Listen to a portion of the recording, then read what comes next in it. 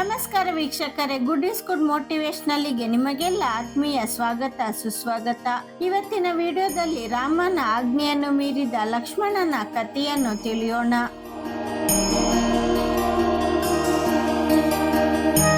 ಭಗವಾನ್ ಶ್ರೀರಾಮಚಂದ್ರ ಹಲವಾರು ಅಗ್ನಿ ಪರೀಕ್ಷೆ ಮತ್ತು ಸಂಕಷ್ಟಗಳನ್ನು ಎದುರಿಸಿ ಅಂತಿಮವಾಗಿ ಧರ್ಮ ಸ್ಥಾಪಿಸುವ ತನ್ನ ಗುರಿಯಲ್ಲಿ ಯಶಸ್ವಿಯಾದ.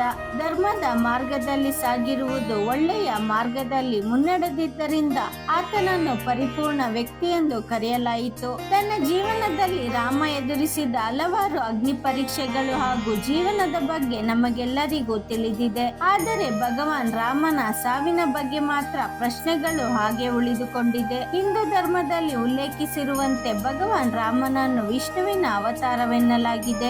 ಭಗವಾನ್ ವಿಷ್ಣುವಿನ ಅವತಾರಗಳು ಸಾಮಾನ್ಯ ಮತ್ತು ಸಾವನ್ನು ಮೀರಿ ನಿಂತಿರುತ್ತದೆ.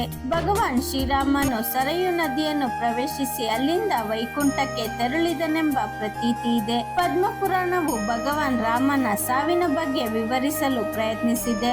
ಭಗವಾನ್ ರಾಮ ಸುಮಾರು 11,000 ವರ್ಷಗಳ ಕಾಲ ರಾಜ್ಯಭಾರ ಮಾಡಿದನೆಂದು ನಂಬಲಾಗಿದೆ. ಆತನ ಮುಖ್ಯ ಧ್ಯೇಯವೆಂದರೆ ಧರ್ಮ ಸ್ಥಾಪನೆ ಅಥವಾ ಜನರಿಗೆ ಸುಖ ಸಮೃದ್ಧಿಯನ್ನು ನೀಡುವುದಾಗಿತ್ತು. ರಾಮನ ಬಳಿಕ ಆತನ ಮಕ್ಕಳಾದ ಲವ ಮತ್ತು ಕುಶ ತಂದೆಯ ಧ್ಯೇಯದೊಂದಿಗೆ ರಾಜ್ಯಭಾರ ಮಾಡಿದರು. ರಾಮನ ಆಳ್ವಿಕೆ ಬಳಿಕ ರಾಮನ ಪತ್ನಿ ಸೀತಾದೇವಿಯನ್ನು ಭೂತಾಯಿ ತನ್ನೊಳಗೆ ಸೆಳೆದುಕೊಂಡಳೆಂದು ನಂಬಲಾಗಿದೆ. ಈಗ ಕೆಲವೊಂದು ಅಚ್ಚರಿಯ ವಿಷಯಗಳು ಇಲ್ಲಿವೆ. ಒಂದು ದಿನ ರಾಮನಲ್ಲಿ ಅತಿ ಮಹತ್ವದ ವಿಷಯವೊಂದನ್ನು ತುಂಬಾ ಖಾಸಗಿಯಾಗಿ ಮಾತನಾಡಬೇಕೆಂದು ಋಷಿಯೊಬ್ಬರು ಹೇಳಿದರು. ಋಷಿಯೊಂದಿಗೆ ಕೋಣೆಯೊಂದರೊಳಗೆ ತೆರಳಿದ ರಾಮ ಕೋಣೆಗೆ ಕಾವಲು ಕಾಯುವಂತೆ, ಯಾವುದೇ ಆತ್ಮವು ಇದರೊಳಗೆ ಪ್ರವೇಶಿಸದಂತೆ ರಕ್ಷಣೆ ನೀಡಬೇಕೆಂದು ತಮ್ಮನಾದ ಲಕ್ಷ್ಮಣನಿಗೆ ಆದೇಶಿಸಿದ್ದ.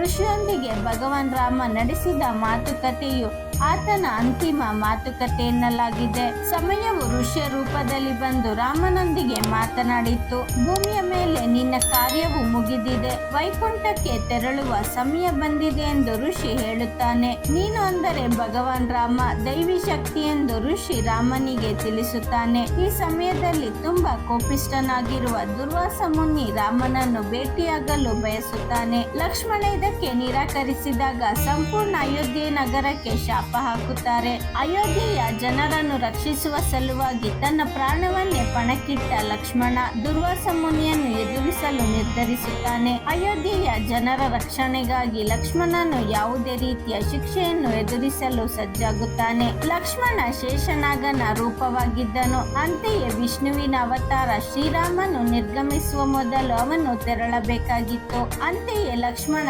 ಜಲಸಮಾಧಿಯನ್ನು ತೆಗೆದುಕೊಂಡು ತನ್ನ ಮಾನವ ದೇಹವನ್ನು ತ್ಯಜಿಸಿ ಶೇಷನಾಗನ ರೂಪವನ್ನು ಪಡೆದನು. ಪ್ರಭು ಶ್ರೀರಾಮನು ತನ್ನ ಮಿಕ್ಕ ಸಹೋದರರಿಗೆ ರಾಜ್ಯವನ್ನು ಹಂಚಿದನು. ತನ್ನ ಪುತ್ರ ಲವನನ್ನು ಲುವಪುರಿಯ ರಾಜನನ್ನಾಗಿ ಮಾಡಿದನು. ಕುಶನಿಗೆ ಅಯೋಧ್ಯ ನಗರದ ಸಿಂಹಾಸನವನ್ನು ನೀಡಿದನು. ಇದಾದ ನಂತರ ಶ್ರೀರಾಮ ಜಲಸಮಾಧಿಯಾಗಲು ಸರಯು ನದಿಯ ಕಡೆಗೆ ನಡೆಯಲು ಪ್ರಾರಂಭಿಸಿದನು. ರಾಮನು ಜಲಸಮಾಧಿಯನ್ನು ಪಡೆದು ಮಾನವ ದೇಹವನ್ನು ತ್ಯಜಿಸಿ ವಿಷ್ಣುವಿನ ರೂಪವನ್ನು ಪಡೆದು ವೈಕುಂಠಕ್ಕೆ ತೆರಳಿದನು. ಕಾಲನ ಕರೆಗೆ ಹೋಗೊಟ್ಟು ಎಲ್ಲರೂ ಒಂದಲ್ಲ ಒಂದು ದಿನ ನಡೆಯಲೇಬೇಕು. ಇದಕ್ಕೆ ಪ್ರಭು ರಾಮ ಲಕ್ಷ್ಮಣರೇ ಹೊರತಲ್ಲ.